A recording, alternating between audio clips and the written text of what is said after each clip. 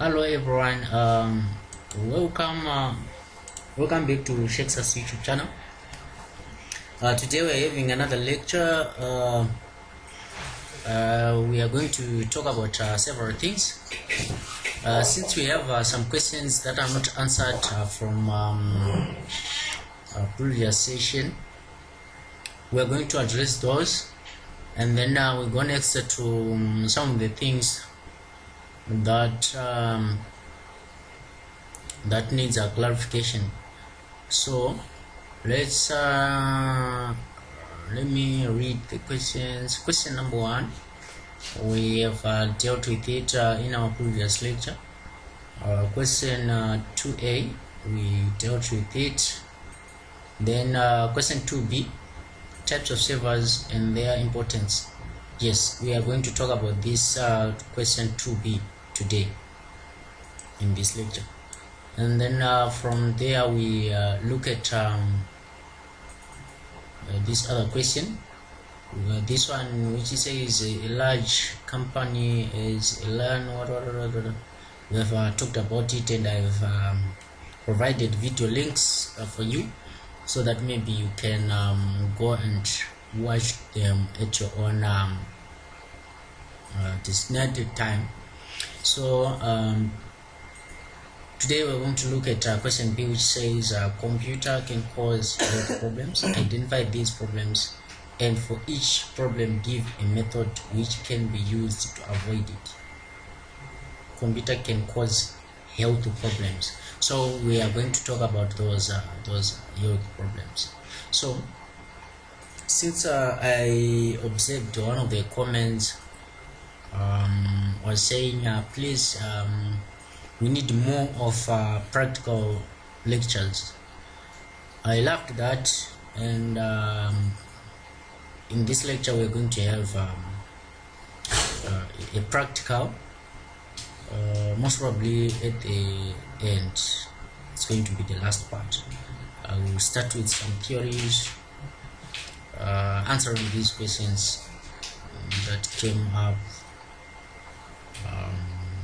So the arrangement or the objectives of this lecture is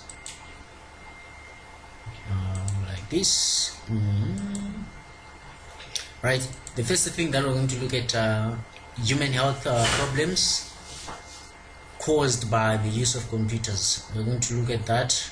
Then from there we look at types of servers and their importance, and then lastly we look at Microsoft Windows system tools. So the last part is the one that is having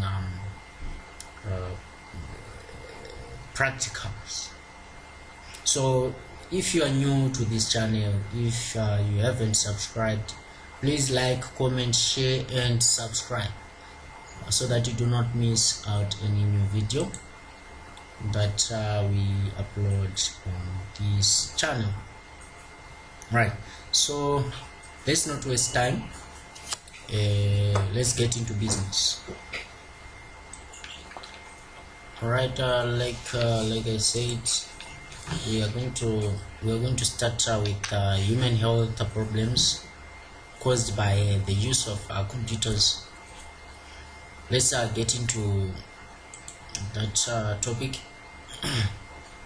Let's get into that topic and start to discuss about it, and where it originated from.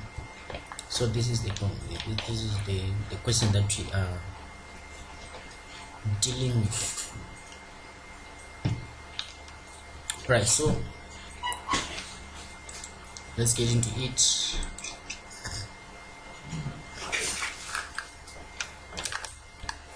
Right, so before we start, we'll just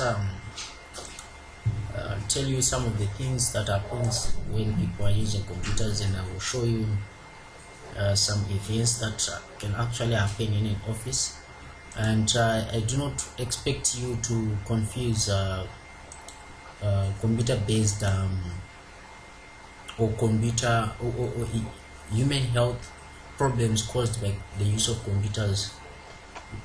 Do not confuse this with ergonomics. although ergonomics may lead to problems that can be categorized as problems that emanate from the use of computers. So the problem encountered by computer users most is related to muscles and the skeleton. These problems were reported mostly to be backache and pain in the neck and shoulders. Some researchers such as Bug in 2006 stated that 94% of those who reported long-term unhealthy use of computer suffered from pain in the neck and from defect in vision, and that 70% had headache. So that's an introductory statement before we get into this one.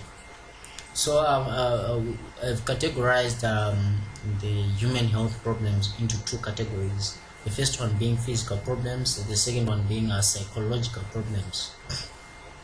So here we shall talk about physical problems.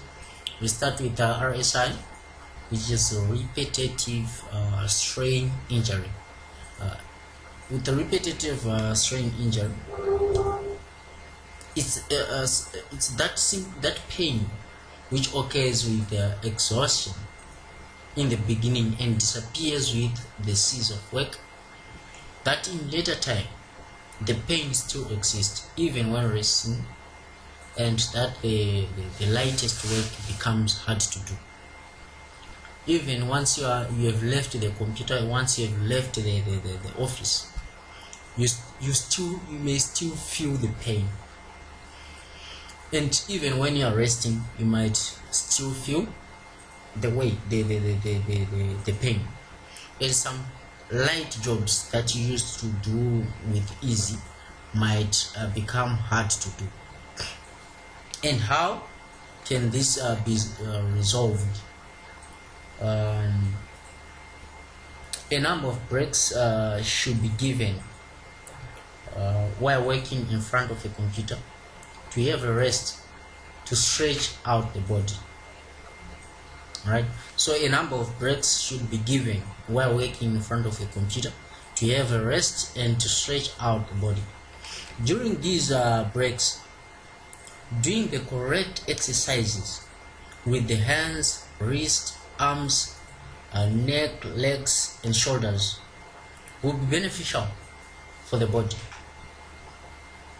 will be beneficial for the body's health.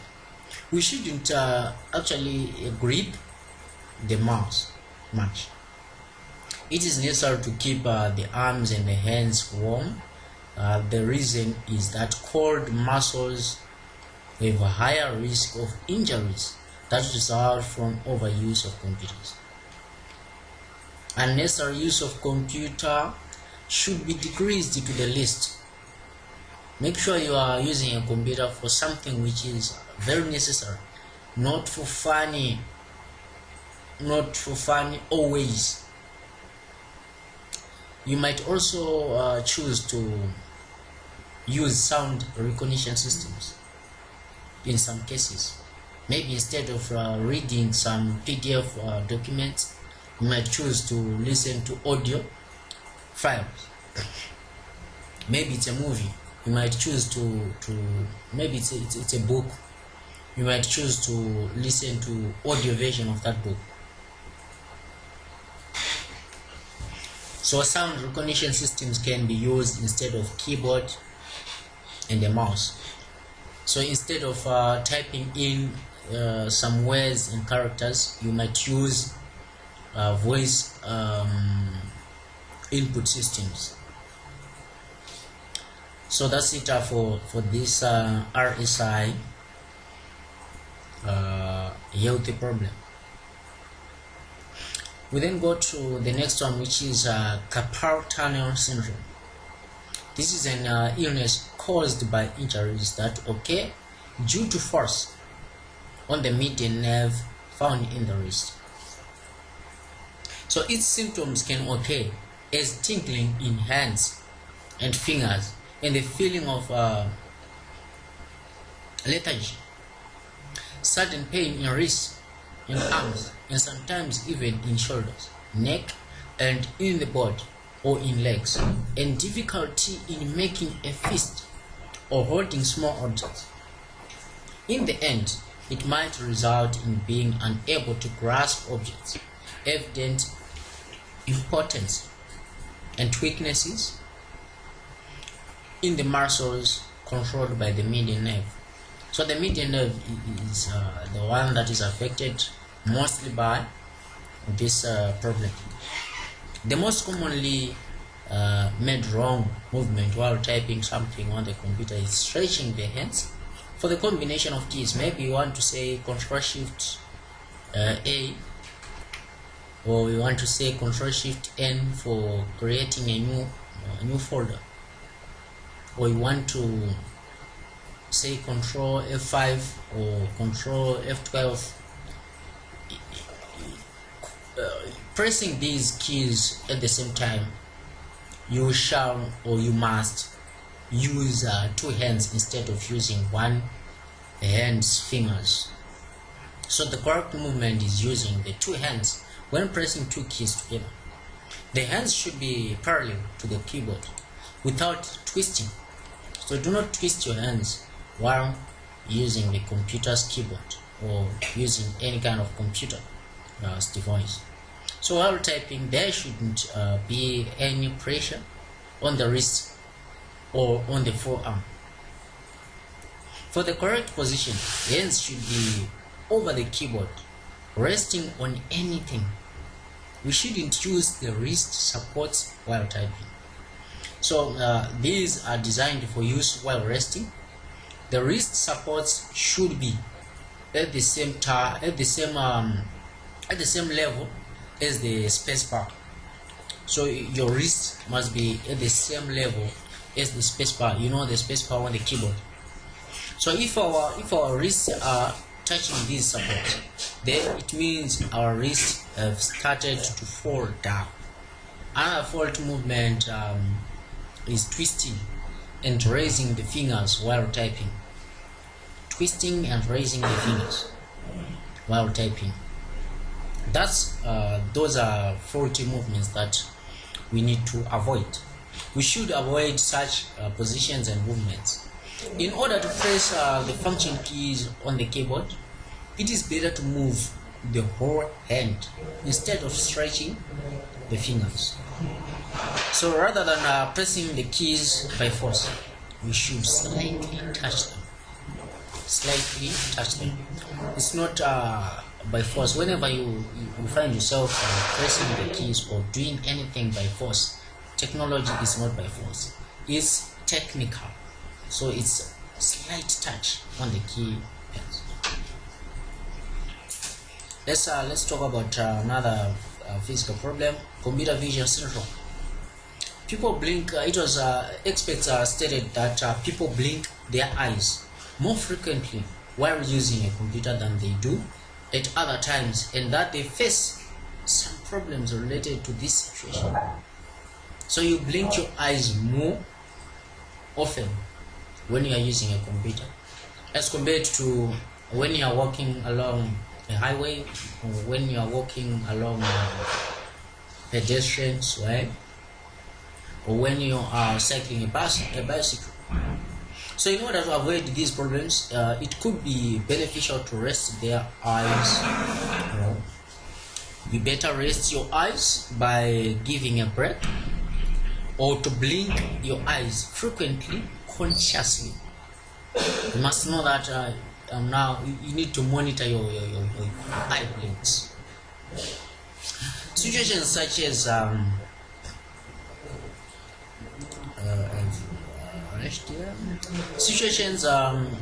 such as overworking in front of a computer, looking at the screen improperly, or using a screen of a poor quality are likely to cause some illnesses such as headaches, seeing double items or double objects. You might have eye strain. You might also have itching eyes and blurry eyes. Therefore, while working in front of a computer, one should avoid looking at a certain point all the time and should use non-pulsating screens. Another physical problem is radiation. Individuals who have illnesses such as headaches, and inattentiveness, if they are exposed to a high rate of radiation for a long time. So computer screens produce radiations of various types. There have always been doubts that individuals who have illnesses such as headaches and inattentiveness, if they are exposed to a high rate of radiation for a long time, so it's important to use products of high quality, computer screen and products that do not produce a lot of heat. So we have another problem, which is sleeping disorders and a decrease in productivity. So overuse of computer technologies is also likely to cause sleeping disorders. A computer addicted person who intends to sit in front of a computer for a short time ends up with a long period of time and stays awake late at night. This situation causes the person both to have sleeping disorders and to influence his or her performance at school or at work negatively. So make sure you avoid this. You avoid overuse of computer technologies, because it will affect your school performance and work productivity. Let's then look at loss of attention and stress. There is always noise pollution in rooms and offices where there are computers and printers connected to these computers or to the computers that are being used by any users. So although this noise pollution doesn't lead to any hearing loss, it causes inattentiveness and stress. In order to avoid noise, computer users should prefer silently working technologies. Work silently, so you need to give a very good working environment.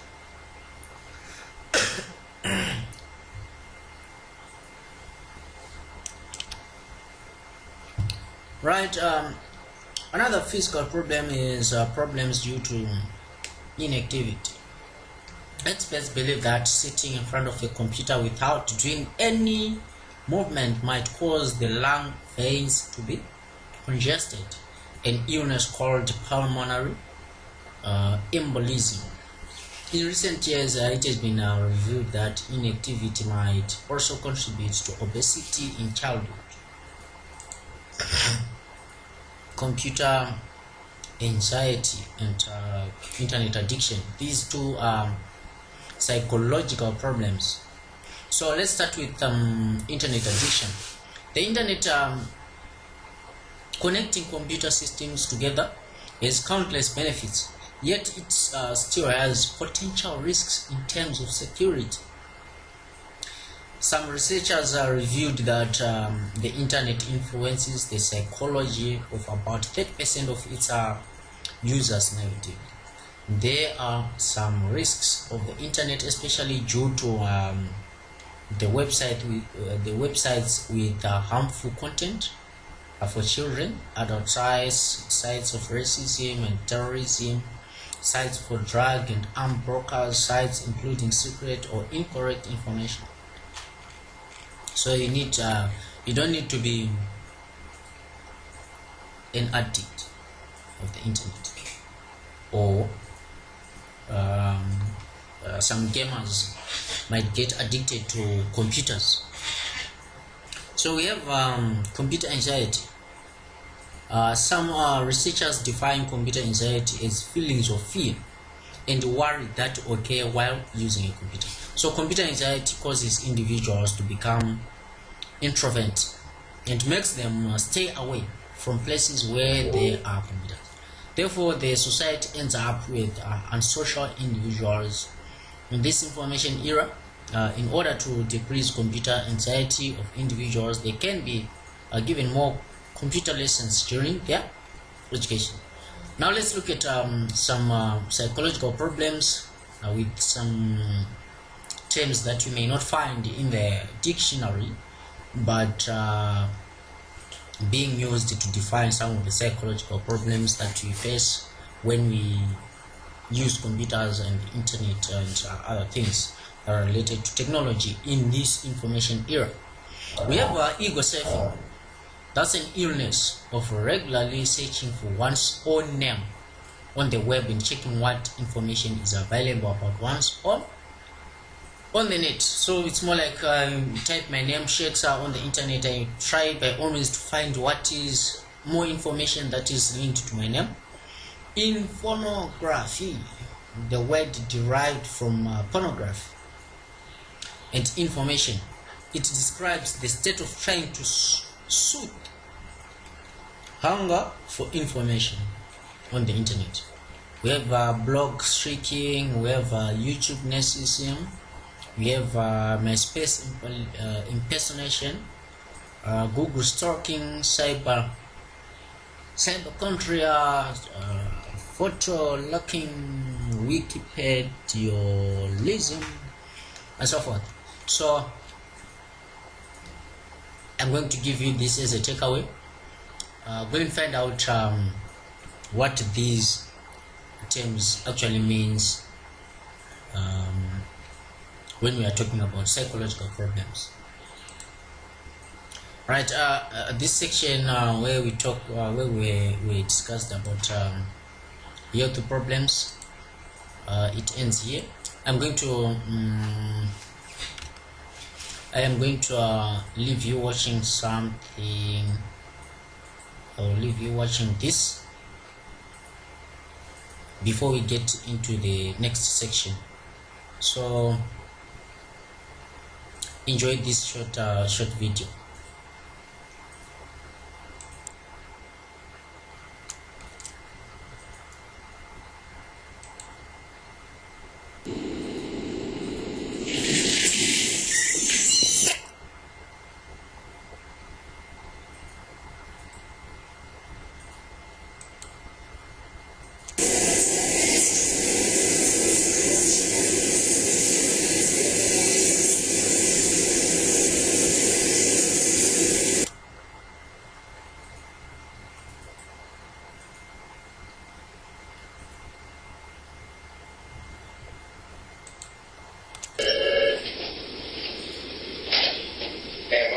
Sir, can I help you?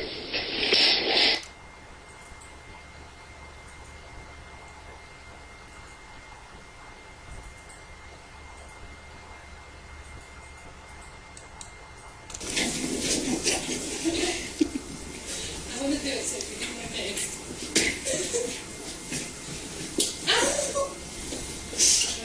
Got away, guys.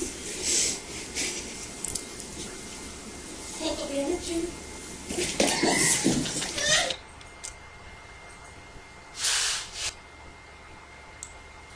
Welcome back, ladies and gentlemen.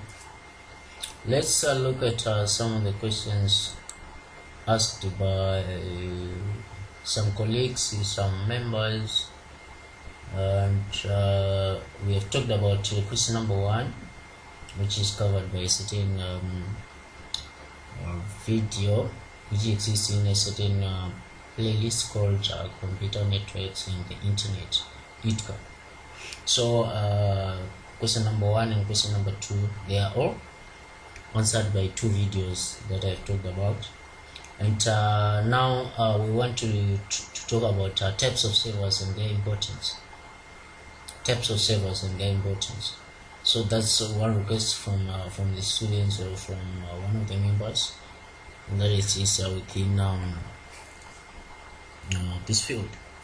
Let's get into business. Alright, so this is Shakespeare, the IT guy. with this topic, which is about servers, exists within a topic called networks and the internet. So before we begin, make sure you like. I want more likes, more likes. Keep them coming.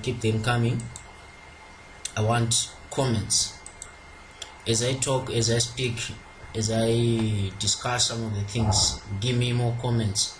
Give me comments to say you have nailed it, you have aced it, or yeah, that's a 4. You might have said it better this way. You can also share this link to other colleagues. You can subscribe. Subscribing is very important to me, to you as well. Right, let's talk about what a server is in general terms. So a server is just a computer. It's just a computer that saves information to other computers, and these computers that are being saved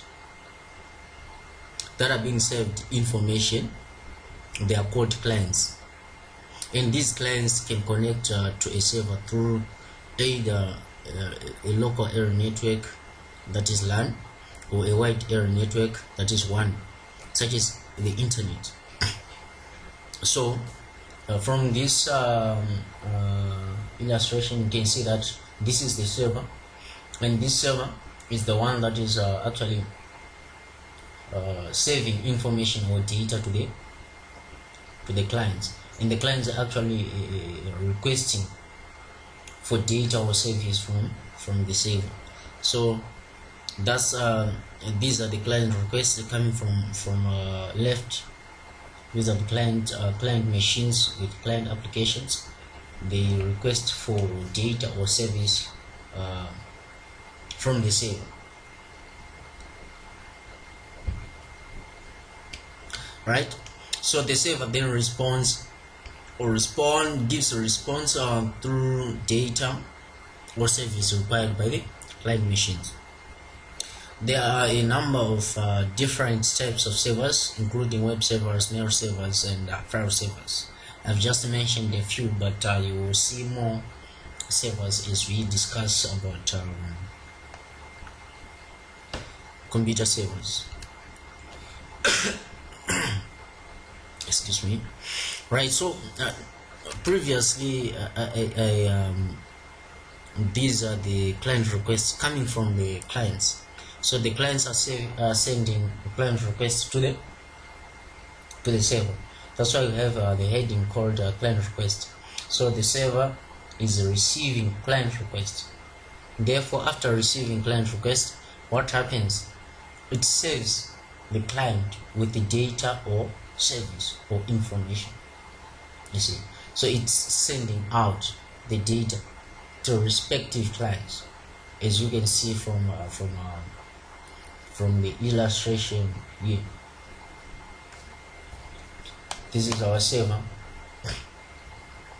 and like I said, we have various servers, various types of servers, which includes mail servers. This server might be a mail server, this server might be an application server, a gaming server, a file server, or any kind of server that you may think of. Alright, so these are the responses going in this direction. These responses, they cannot go without client actually sending requests like that. So client send requests, then server respond with what is being asked or what is needed by the client machine. Then now we talk about we now look at client actually sending requests, and then the server saving the client with data, information, or any service that is required by the client. So what is it that we are talking about? This is what is called client server architecture. Clients are communicating with the server. In this case, we are having only one server communicating with 1, 2, 3 client machines, and these client machines, they are sending a request simultaneously to the server. The server simultaneously respond to clients, as you can see from this illustration and this animation.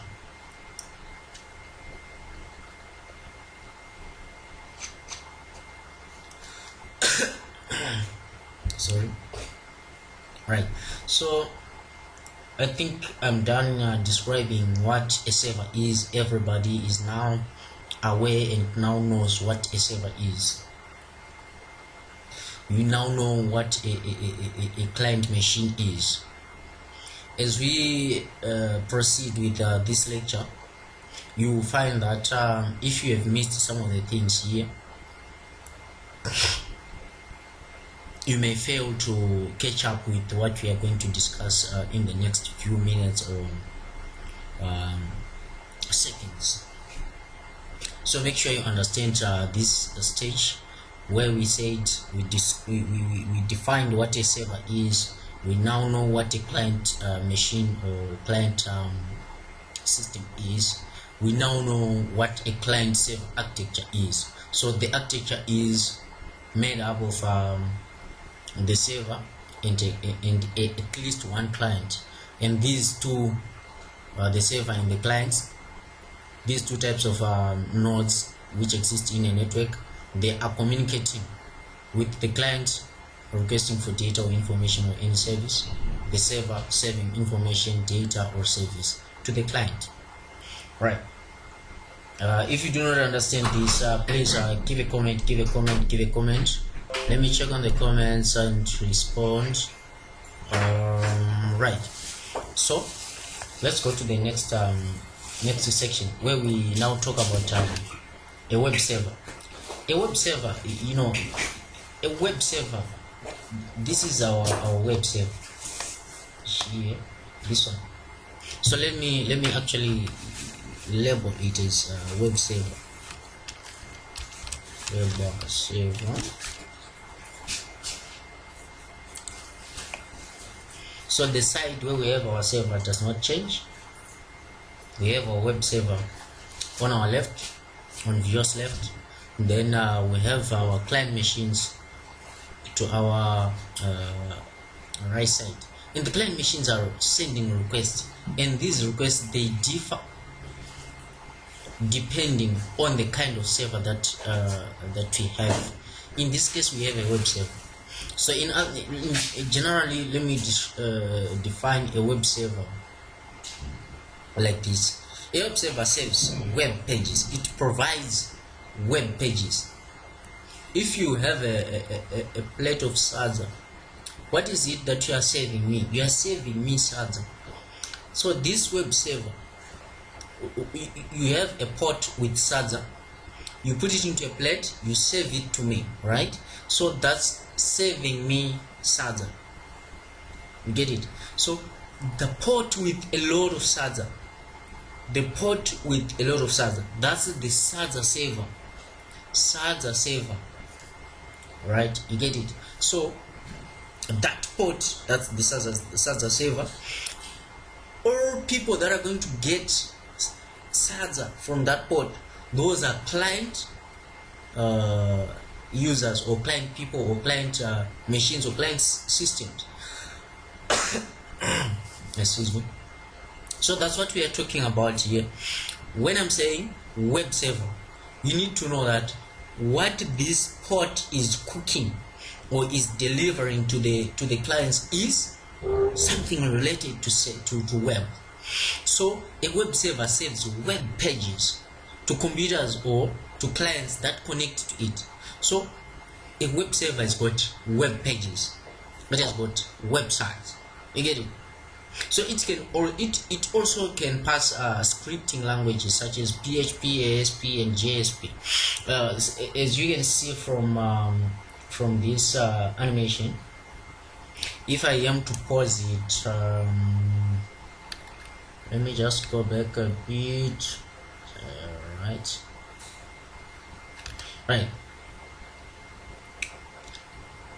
You can see that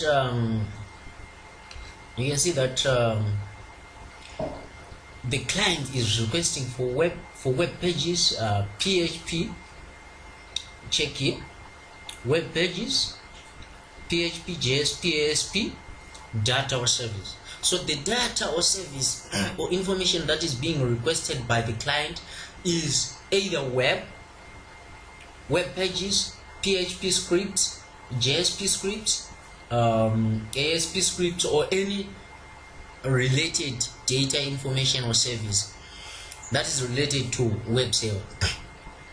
Right, so examples of web servers that we have Apache web server, Microsoft Internet Information Services, that is IIS. We have Nginx or Nginx, depending on the pronunciation differs. It's NGINX in capital letters. I might call it Nginx. Some call it Genius, Ginimbi. So I might say Nginx. So that's it. It's Nginx, whatever you want to call it. That's one example of a web server. We have Apache Tomcat. That's another example of a web server. We also have Light HTTPD. That's another example of a web server. So this web server, this is the computer that is having the web pages.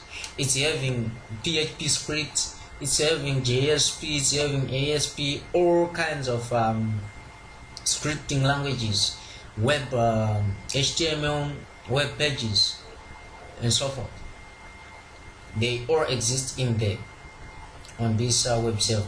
So everything that is needed by the client goes, ask, and then the server respond with the information or the data or the service that is required.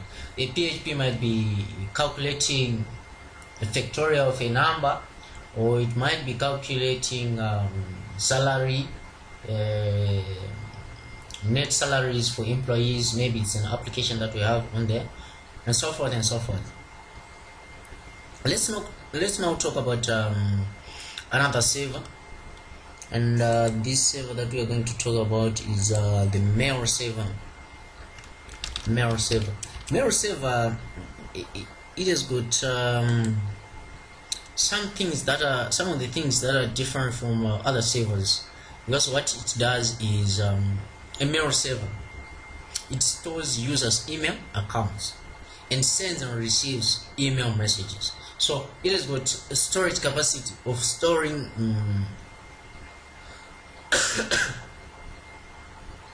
users' email accounts. It is capable of sending out messages.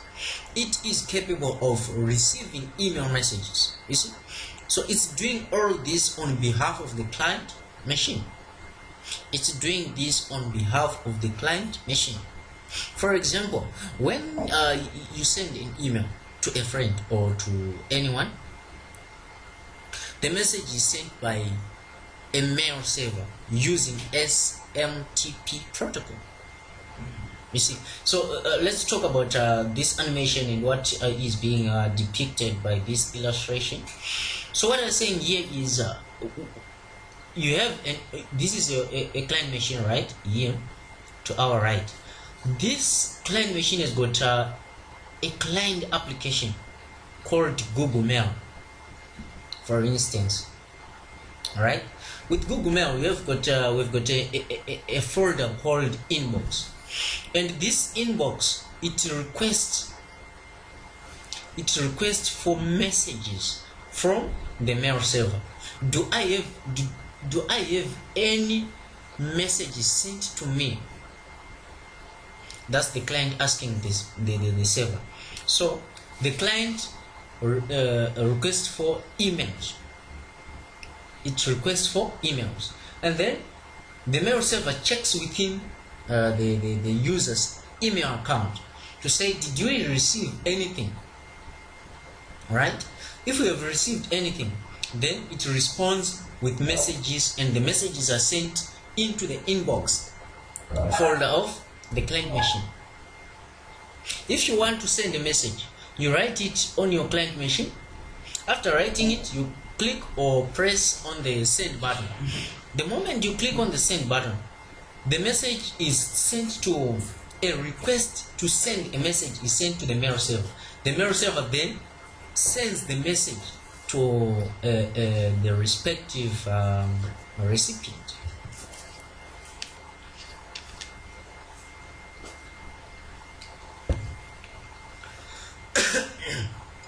So that's what happens when you send a message. The procedure I've given it to you.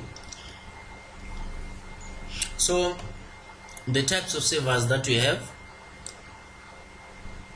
mail servers can be broken down into two main categories: outgoing mail servers. So outgoing mail servers, these are the ones that are sending mails out to several or certain recipients. And we have the incoming mail servers. So these are two main categories of mail servers. So the outgoing mail servers, they are known as SMTP. This is an abbreviation for Simple Mail Transfer Protocol servers. That's outgoing mail servers. We now have incoming mail servers that come in two varieties. The first one being POP3, POP3, which stands for Post Office Protocol version 3.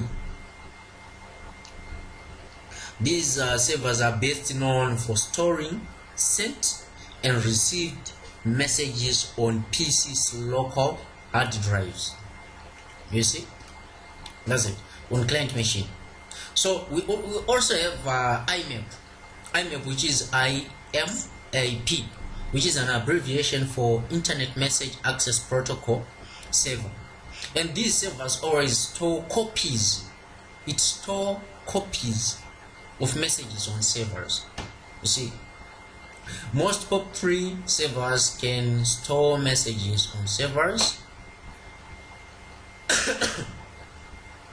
They can store messages on servers too, which is a lot more convenient, because if you have a copy, when something happens, you just go to the copy and then you have access to the messages.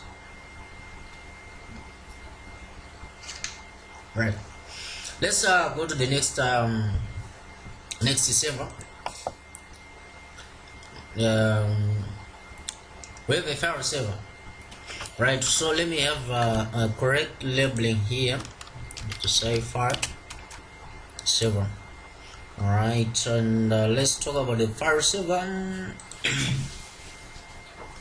Right, so a file server is just a computer that stores files. Like I said, SADSA server, that's the port with SADSA. If you are being saved SADSA, it's coming from where? From the SADSA server. Right. If you are being saved beef, it's being saved from where? Beef server. And who are you? The one that is being saved. You are the client. So here we have file server. What is it that we are saving to the client machines? We have files.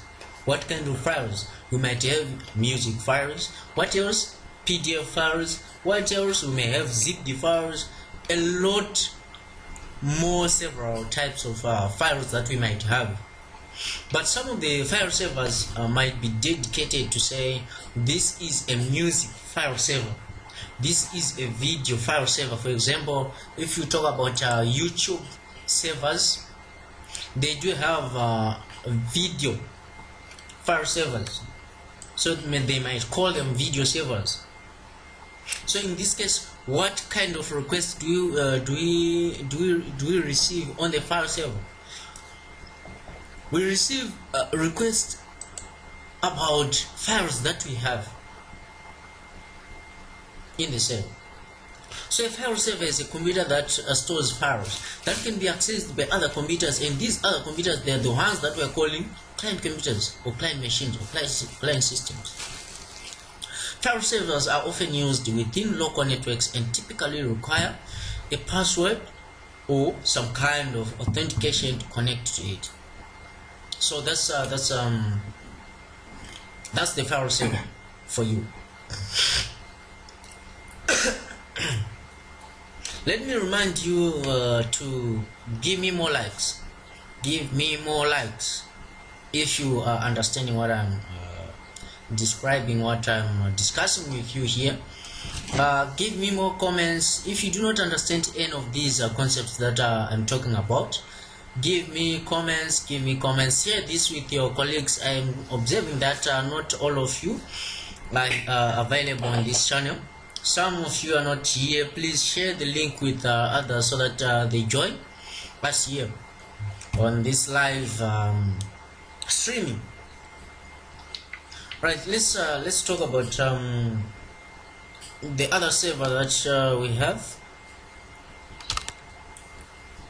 Here we have the application server.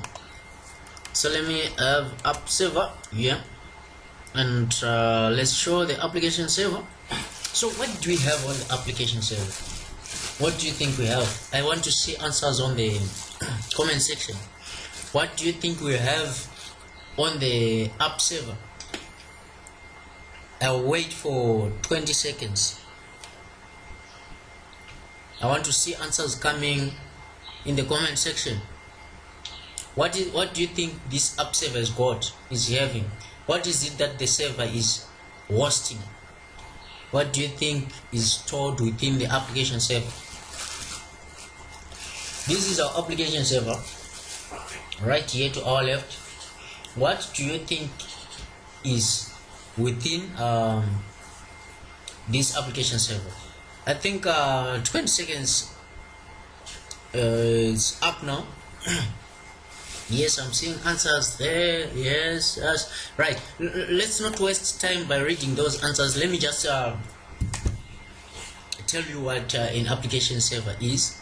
This server has got softwares or applications or systems within it. And why does this application have applications? Client machines might request a certain service that is being provided by an application which is installed inside or on application server. So you don't need to install the application on your client machine. You have the application already on application server. So what do? You just access the application from the application server, and you access it as if it's existing or it's installed on your client machine. You access it as if it's sitting on your client machine. So our application server has got, if you can check here, the requests are saying application client request for application A, data or service. This machine is asking for application B, data or service. Application C, service. So we are assuming that this application server has got 3 or more applications, and then this client machine number 1 is asking for a service from application A. Computer B, the next PC or the next client application or client machine is asking for a service or data from application B, which is residing on application server. Then the next PC, the server, and then they will be served with application C, service or data. The same applies for other client machines. You get what you have requested for. You get the service that you are asking for, and this is being done simultaneously by the application server. So the application server has got several applications, and these applications, they are running concurrently, right?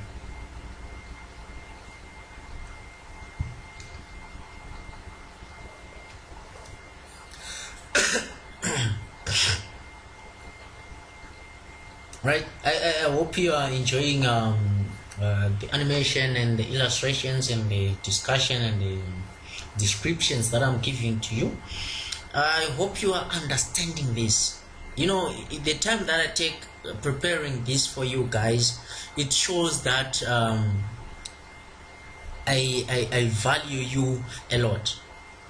I value you a lot. I take my time prepare this illustration, this animation, and I also teach you how to do this because I'm using a certain application which is very common to everybody, and it's very easy. I'm going to teach you how you can do this.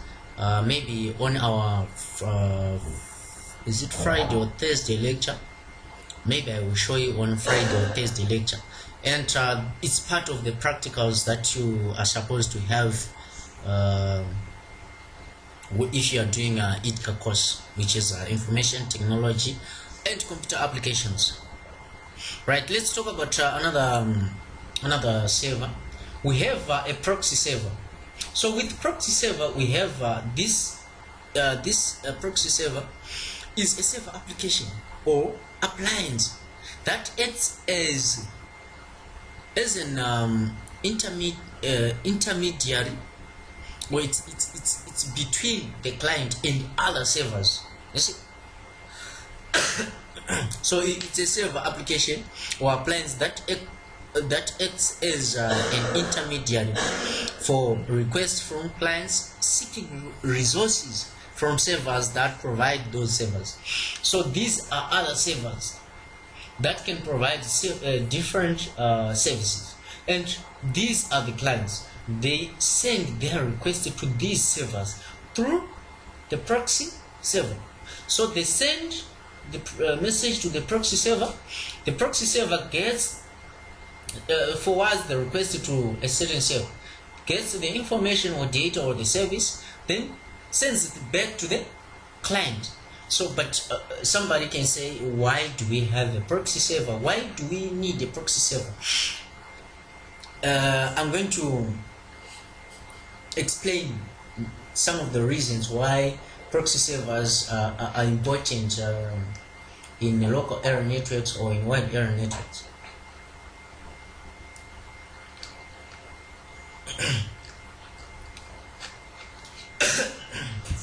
So for that, right, so let's assume that we have these machines. Let me just put this inside a certain shape. Let me put this inside a circle to say we have all that.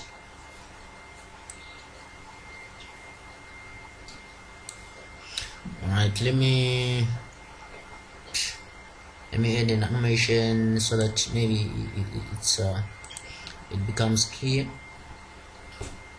Alright, transparency, and start with videos.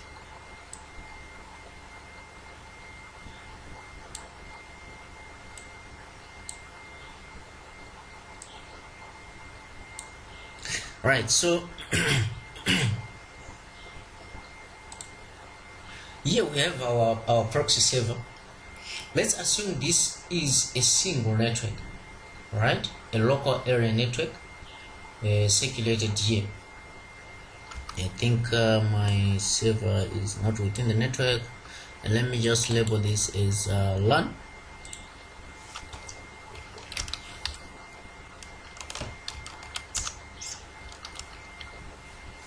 Let me put this as LAN.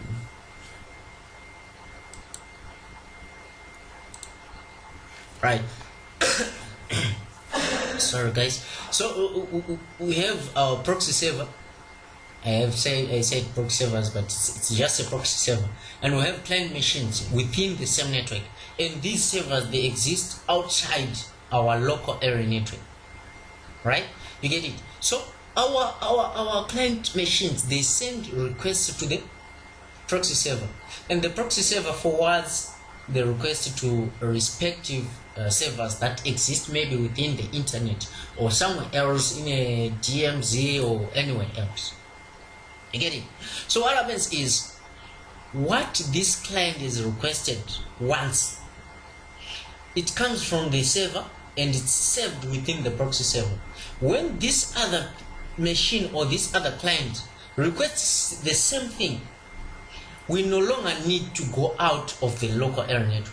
We will get the same data from the proxy server. So the proxy is now acting as cache memory or cache server, where we are saying what had been requested earlier is now available for everyone. We no longer need to go out to get the same thing. You get it? So that's proxy server for you here. You see? Right, I think you are understanding what I'm saying here. So we are assuming that these servers, they exist within the internet. Anything that is requested by any one of these is saved here.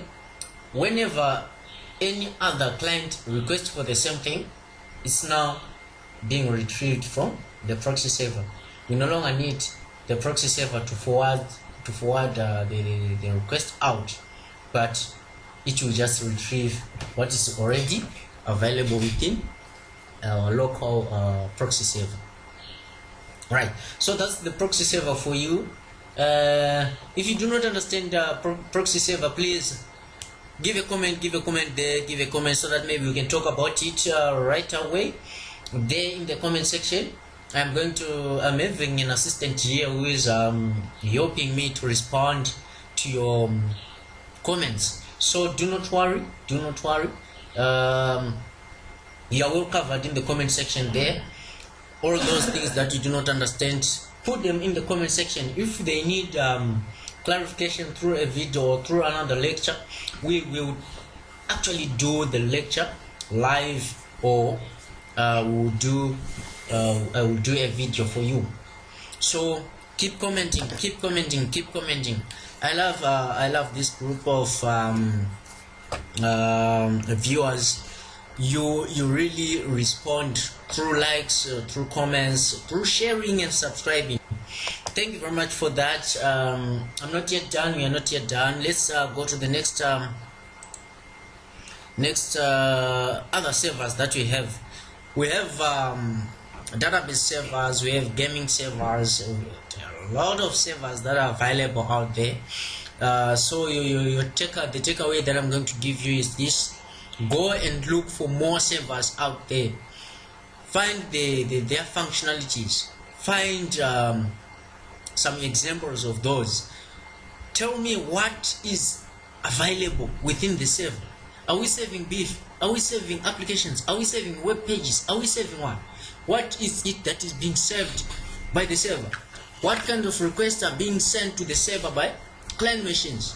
So this is client server architecture, with several clients sending requests to a server application or a server computer or a server machine or appliance.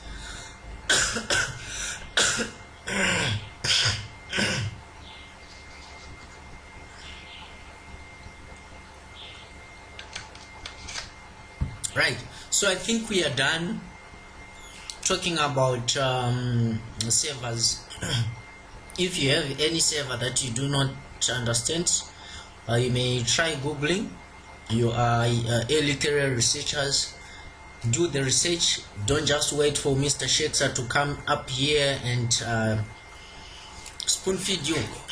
I'm not here to spoon feed you. I'm here to give you the best that I can. I'm here to deliver and give my everything to get the best out of you. I wish you the best, guys. That's why I take my time preparing for this. That's why I take my time explaining, describing, preparing illustrations and animations for you. Right, let's look at some of the comments. I think I saw a a comment last time on the video on the last live stream. Let me just check the comment. Let me check the comment. So let me check the comment.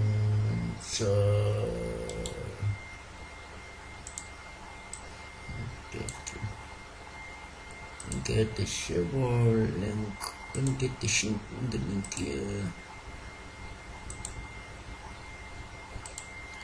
Right, and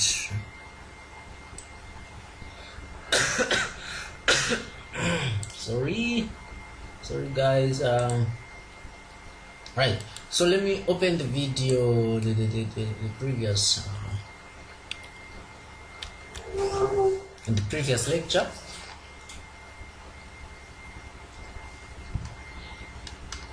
I saw somebody saying hello, we need more practical lectures, and I've decided that welcome to Shakespeare.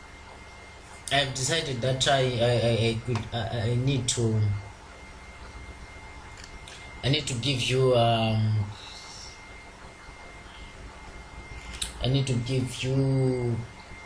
one practical exercise here. So the exercise is about what? Let's check. Right, so please make sure you like, you comment, you subscribe, and you share. So let's talk about these are practicals. Microsoft Windows operating system tools. We have defragmentation, we have disk cleanup, we have disk check. What are these? I'm going to show you practically how these actually work. I'm going to show you practically, but before I show you how they work, you need to understand what is it that we call defragmentation, what is it that we call disk cleanup, what is it that we call disk checker. You see? So disk let's start with defragmentation. Right, defragmentation is a tool. It's a Microsoft operating system tool which is used to arrange the files in a chronological order, where files are set or are arranged in a certain order which is well understood by the computer to save space, and it allows the user to gain more space. So you gain more space by defragmentation. Why? How do we gain more space? Let's assume you have several things on your desk and you want to write some notes.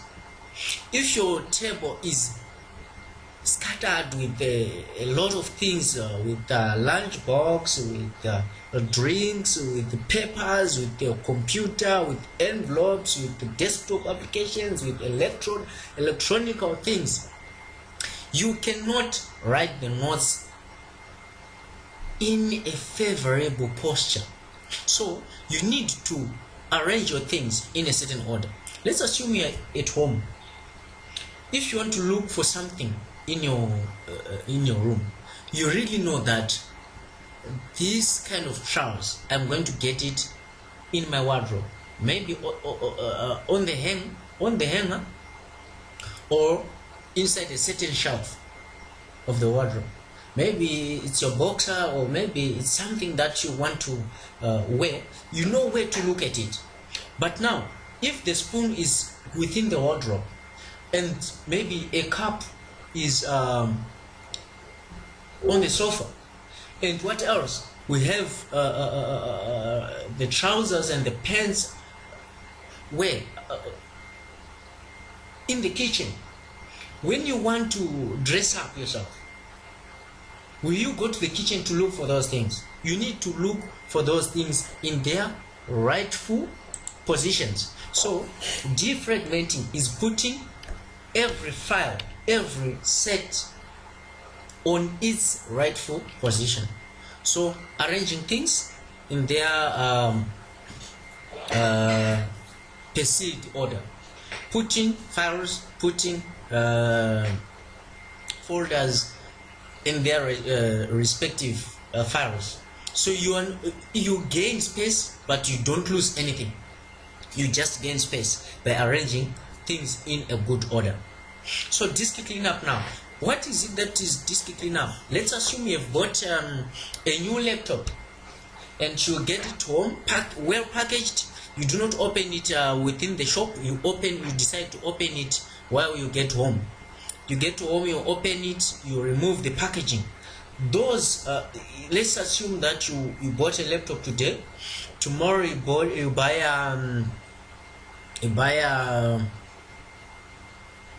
some bananas from TM. Tomorrow you buy a cake. Another day you buy some clothes. They come packaged. You unpackage those things, you use them, you make use of those things. Those packages or those resources or those things that were used to package those things, those products, they remain within the room. But what do? You take them off to the trash. You take them to the bin. You take them out. You clean up the room after removing the packages. Same applies with disk cleanup. What happens is, whenever you download a file, there exist some temporary files that come with the download. So the moment you download something, it comes with those temporary files. You keep on downloading things, and different kinds of files. Those packages or those temporary files, they keep on piling up. So you need to remove those things. So that's what we mean by disk cleanup. And then disk check is more like a new start center where you get tested for HIV. If you are HIV positive, HIV negative, and these days we do not have HIV, we have COVID-19, right? So it's more like a center where we are checking, does this disk have is it having some errors? Is it having some viruses? Is it having some malfunctioning partitions? You see, so that's what we mean by disk check. We are checking for errors, we are checking for viruses, we are checking for anything which is not working as intended by the manufacturer. So these are the things that we have as Windows system tools. So let's now get into practical. How do we defragment? Defragmenting is more like optimizing system performance. How? By putting things on their rightful positions, so you quickly get what you want at any time.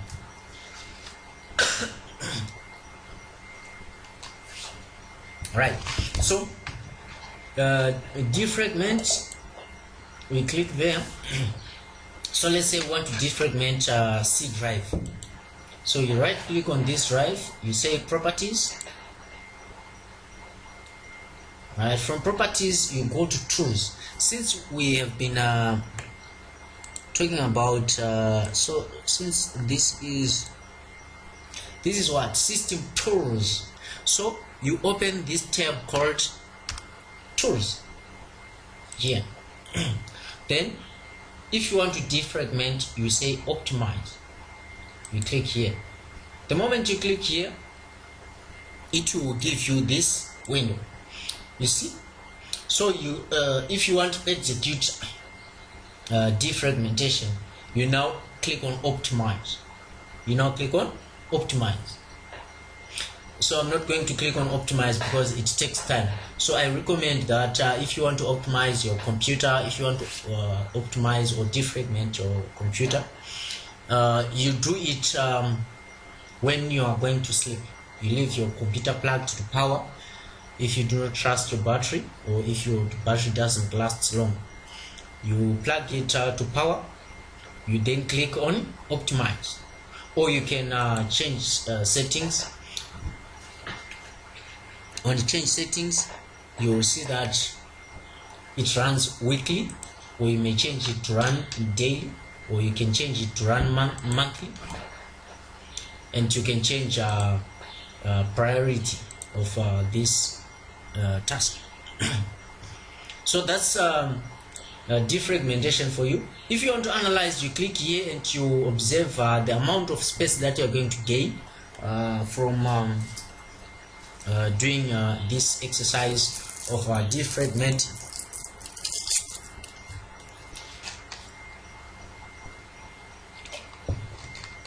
Right, let's now talk about another tool, disk check. So under tools, you just go disk check. You click that one. So it will check for errors, it will check for any things that are not normal. So here it's you scan the drive. You can keep using the drive during the scan. If errors are found, what does that mean? It means we are checking for errors, we are scanning for errors. You can decide if you want to fix them. So I do not want to do this because my drive is a bit